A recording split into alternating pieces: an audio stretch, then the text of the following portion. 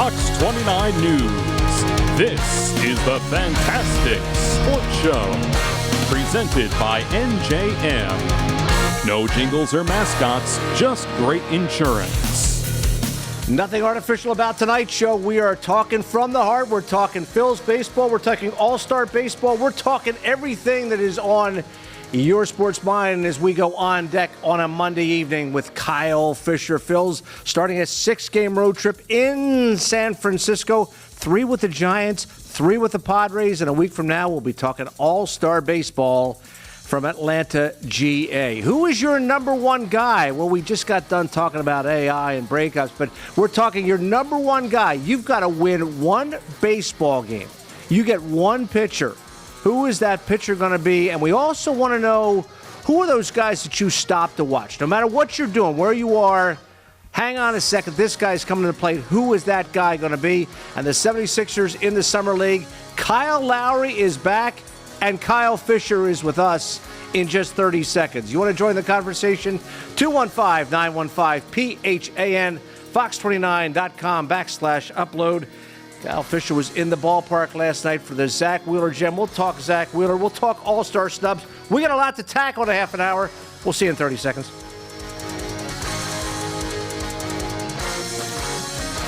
Back on the Phantastic Sports Show, Oracle Park in San Francisco has been a house of horrors for the Phillies. They have lost 10 of their last 12. Tied the game right here on a wild pitch, which will score Bryson Stott. We are 1-1 right now. Phils and Giants, a pitcher's duel as we play into the 7th inning. Kyle Fisher, Philly Sports Network, is back in the house with us tonight as we tee things up on a Monday night. Good to have you back. Yes, the sir. fist Good bump. to be back, of Good course. to have you on board. You got to see, speaking of pitching gems, you got to sit through Zack Wheeler's gem yesterday and justifiably named to the All-Star team last night. What was your impression last night as you watched the Zack Wheeler gem unfold? Tom, I mean, what a gem. Like you said, no other way to describe it. The guy was on from the jump. There was a sense in the press box pretty quickly, like this might be a special night, and I don't think any of us thought it was going to be as special as it ended up being. First complete game since he channeled Roy Halladay on the day that that the club retired his jersey. I mean, the guy is doing incredible things. One of the best Junes we've ever seen, and he's continuing that right into the All-Star break. My mind solidified his campaign to be the All-Star game starter for the National League. Looks like he will be able to get one more start out in San Diego and then get that start. I want to break away from the All-Star game for just a second. Talk about, and you've covered this team, and I've born and raised in this town. When you talk about great Phillies starting pitchers, you know, you go to the ace. You know, I go back to the days of Carlton. I can go back that far. You can go Cole Hamels to an extent. You can go Roy Halladay. Is Wheeler now in that breath of those kind of guys? Oh, 100%. You have to think of him in that light. He's done nothing but prove that he is among the league's best starters. He is among the Phillies' best starters. He's going to be a guy who gets recognized by this club long-term one day as well. You know, we talked about Halladay off the air for a second, and when Halladay pitched, he had that mean presence. You know, he was 6'6", 6'7", and he just snarled at you, and he had that grit, and he had that guile. You were intimidated that you were going to get one under the chin every time he stepped in the box. Wheeler's not that kind of guy. Don't get me wrong. He can throw a fastball by, obviously. But there's a different mound presence that Zack Wheeler has that, you know, maybe some of those other great pitchers in the past didn't have. Yeah, he's not as nonchalant as this guy, but Cliff Lee comes to mind. How everything that he did seemed very calm, cool, collected. Zack Wheeler, he doesn't show his emotion out on the mound. He may show it in the clubhouse when the cameras are off, but he goes out there with a job to do, and he's just looking to execute on every single pitch. It doesn't matter whether you're the angry guy out there or the calm guy. Whatever gets it done for this guy, keep doing it because it's working. Clearly he's an all-star, and we're going to get to the all-star snubs in a second, but let's give some credit to where credit's due to the guys that are gone. We talked Wheeler, and I was a little surprised when I saw Kyle Schwarber last night heading to the all-star game, and it's the first time in 3 seasons, despite, you know, he's had such the month of June since he's been here. You thought some of those months in years past would have carried him to the all-star game in the past. First All-Star appearance since 2022. Yeah, well, he also had a few years where he was hitting under 200 at the All-Star break. So although batting average isn't as important as it used to be, it's still an important thing. Getting on base, getting hits. Before it used to be boom or bust with that guy. And this year he's done a little bit of everything, more than deserved it. The only question mark I thought about whether he would make it or not was the Rafael Devers being traded to the National League, being a DH as well. There was a chance maybe I thought that he could be ridden out, but I don't know if it's players or coaches or whoever had to get involved. They made sure that guy got in because he deserved it this year for sure. Shohei Ohtani, obviously your all-star starter, is the designated hitter, and then you go Schwarber. There are guys that are not on the list. There are guys that did not make the team yesterday, notably Christopher Sanchez, Ranger Suarez, Trey Turner, Castellanos to an extent. We'll get to the go vote in a second, but right now, let's hear what you have to say. Let's go to the fan cam. Biggest snub, Trey Turner. He's been having a great season. He's been raking the ball. I don't understand how he didn't get in the All-Star game, but it is what it is. He'll just get more resting time. What do you think of Freddie's comments about Trey Turner? Yeah, I mean, National League hit leader by double digits. He's 10 more than the next guy. It's tough to leave him out. It's kind of ironic that Francisco Lindor is the starter this year when Trey was the starter last year, and Lindor probably deserved it last season at this time. I think he'll end up getting in. Not being named outright was a little bit of a surprise to me. I think the one thing we were talking about is people have looked at his last few seasons of defense as a downfall for him. I think Philadelphia fans might be overinflating how good he's been on defense this year. It's been a marked improvement over the last 2 seasons. That doesn't necessarily equate to being a great defender. All right, let's go to the go vote and see what you, the fans, have to say as we watch another Trey Turner bomb hit into Miami. But then again, everybody homers against the Marlins. We want to know tonight from you at the Fox 29 go vote question, which Phillies player was the biggest snub from this year's MLB All-Star Game? And Trey, they're agreeing with you, 48%. Suarez and Sanchez tied at 23% down at the bottom. I'm not sure if Nick Castellanos is still going to be here at the deadline.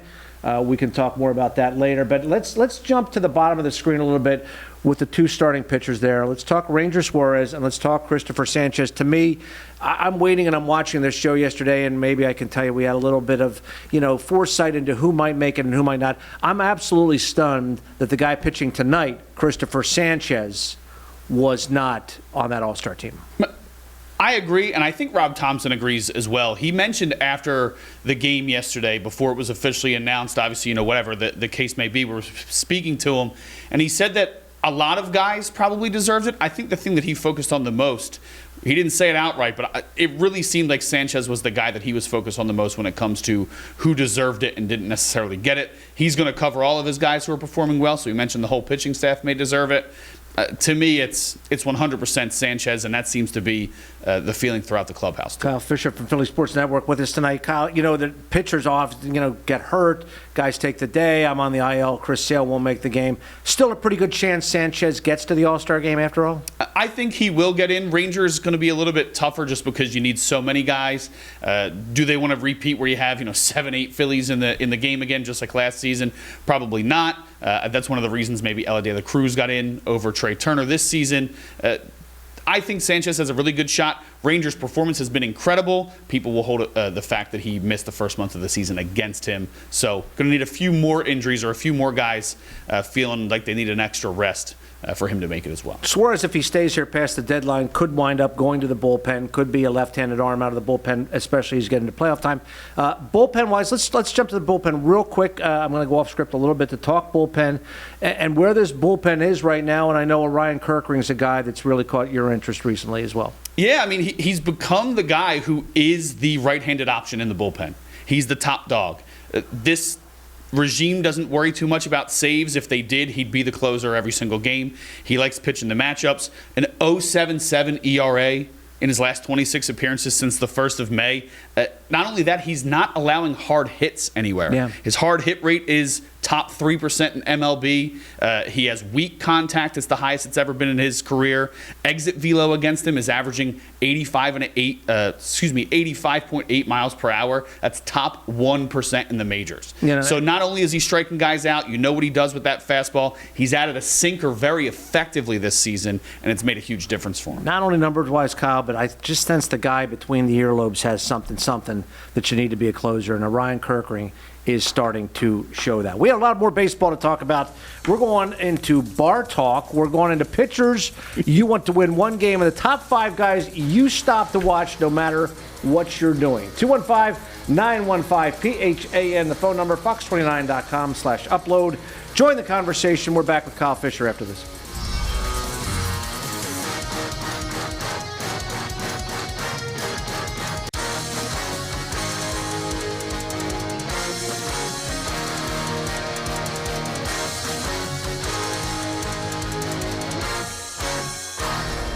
The only option to secure a win, to guarantee a win, the only pitcher I would ever choose currently would be Zack Wheeler.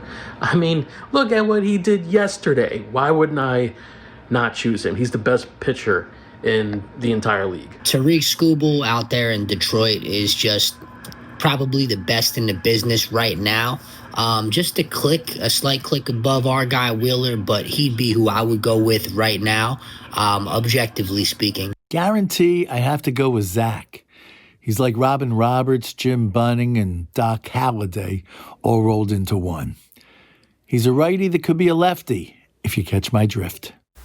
I like the analogy. He's gone Steve Carlton there, the righty that could be the lefty. What we're asking our folks on the fan cam tonight is if you right now have to win one baseball game, right now, one baseball game out there, and you get the choice of active starters, one pitcher to win that game, and who would it be? Now, I know that along the way, Prem there, our guy Stefan mentioned Tariq Skubal. I was going to go Skubal, and I know we've heard the name Wheeler. I'm going to go with the kid here before I get to you. Okay. And I'm going Paul Skeens, because I just think Paul Skeens is, to me, the best young pitcher. He might be the best pitcher in baseball right now.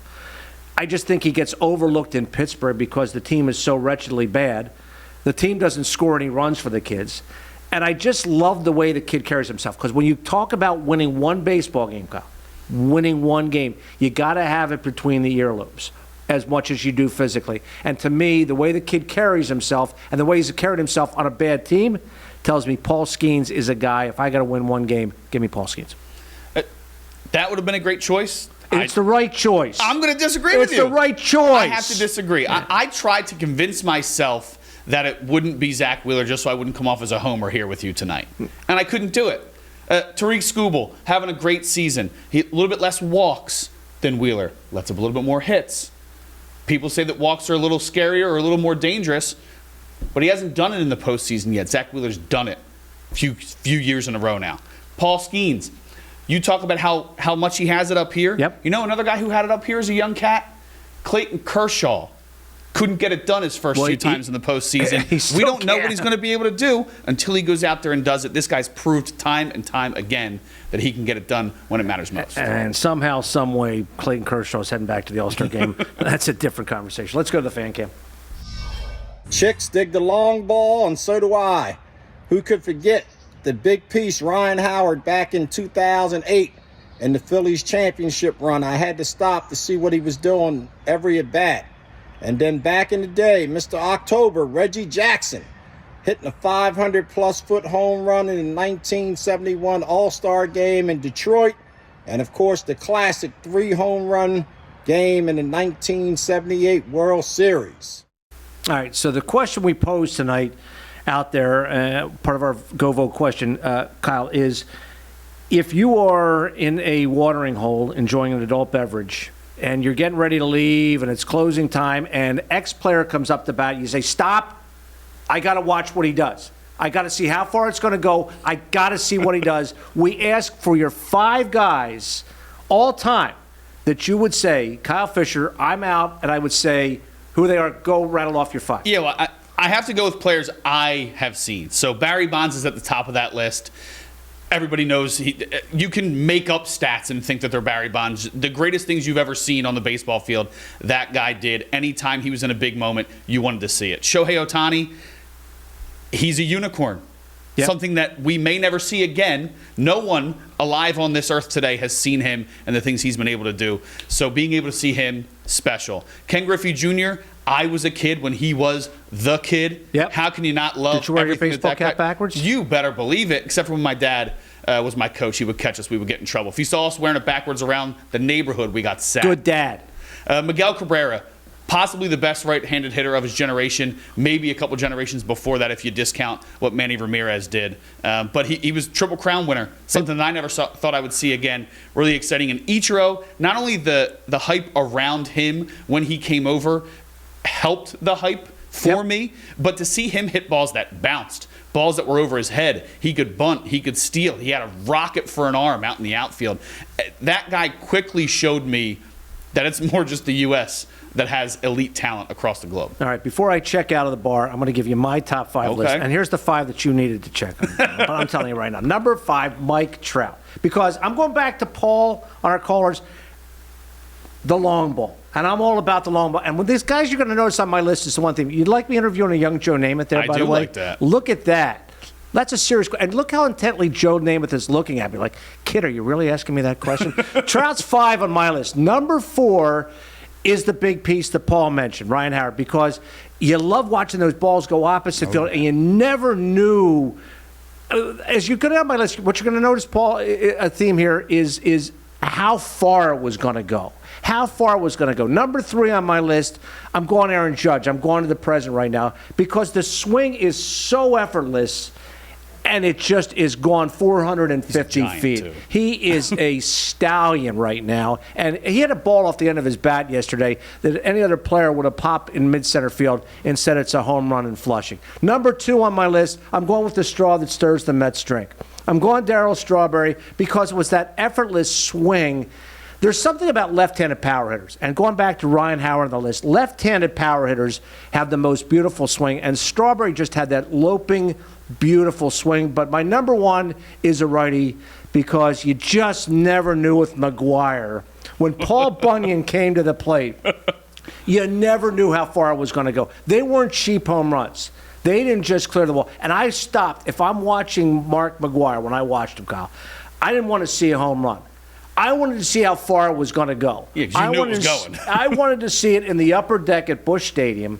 I wanted to see it careening off the wall. And ironically, the one that for the number 70 was a line drive that barely cleared the wall at Busch Stadium. But there are certain athletes in our time, and I think we're blessed to say that we got to see him recover them, Kyle, that you say you stop what you're doing to watch just to see what he's going to do. Oh, yeah. Great list. We both mentioned 2 guys part of the resurgence.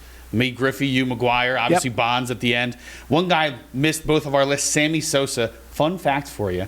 Only guy in league history to have 60-plus homers in 3 seasons. He didn't lead the league in any of those 3 seasons. Wow.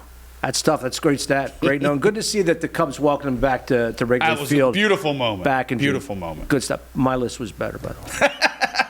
We got to take a final time out here with Kyle Fisher. If you want to join the conversation, 215-915-PHAN. I'm right. Fox49.com/upload. McGuire was better than all of them. We'll be right back.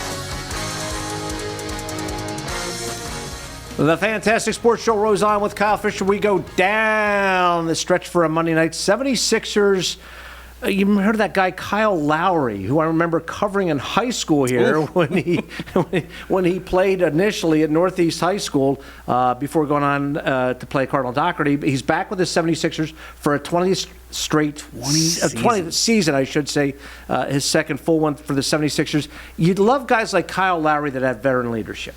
Yeah, he's going to bring a lot to the table. They have quite a few young guards. He'll be able to take them under his wing. You know, his tutelage is a great guidance. People love him across the league. Well respected well before he came to Philadelphia. So I think that it's a great signing. The important part will be how many minutes does he end up getting, right? So right. But I think you make a great point because if you look at Jared McCain, if you look at Maxey, who is still young in his career, you drafted VJ Edgecombe. This is a guy, Kyle Lowry, that can kind of groom what is going to be the next generation of this basketball team. For sure. You can't discount what veteran leadership brings. You mentioned during the break they brought in a couple other guys too. Eric Gordon, he's going to take Edgecombe under his wing for sure. And he shot pretty well last year. I think 40% from beyond the arc, limited time, but still. You need guys who can come in and give you a spark. And not only does he know how to do that himself, the hope is that he can teach that to the next generation of Sixers. I don't want to put the cart before the horse. But if you look at the Eastern Conference right now, who are you really worried about right now? You know, the Pacers announced today that Tyrese Halliburton is indeed done for the entire season. They're not going to rush him back. The Celtics are going to be most of the season without Jason Tatum. The Knicks are still there. The Cavaliers faded in the playoffs. The East is kind of open. We're going to see what happens with Milwaukee. There's some apparent issues there with Giannis. You're right. This is the year. If you saw Boston kind of gave up a little bit. Mm-hmm. They know that they're going to be without Tatum for quite a long time. They traded away some veterans to get young, and flip side, to kind of tank. I know we don't like that word, but tank and get themselves set up to get younger for next season. So if you can blend veteran leadership and help develop these young guys in an important season for the Sixers, obviously you need veteran depth to help your team stay healthy too. You can't have a bunch of young guys running out on the court and you have two guys who need some time off in George and Embiid. You bring in guys like Justin Edwards and Jabari Walker as well. Walker's on a two-way contract, but it's still going to come down to Joel. It's still going to come down to Paul George, ultimately. Oh, for sure. And I'm really interested to see what McCain does, but Tyrese needs to take another step too. He's been incredible. His development has been quick. It's been strong. But can he be a leader out on the court when those two guys need to rest? It hasn't always been the case that he can carry them to victory, and he's going to need to start to do that. Bringing in some vets will help them.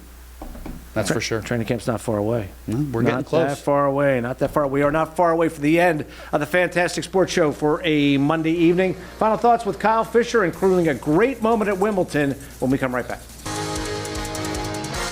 Great moment at Wimbledon today. That is Grigor Dimitrov. Won the first two sets against the top seed Yannick Sinner and then had to retire due to a pec injury.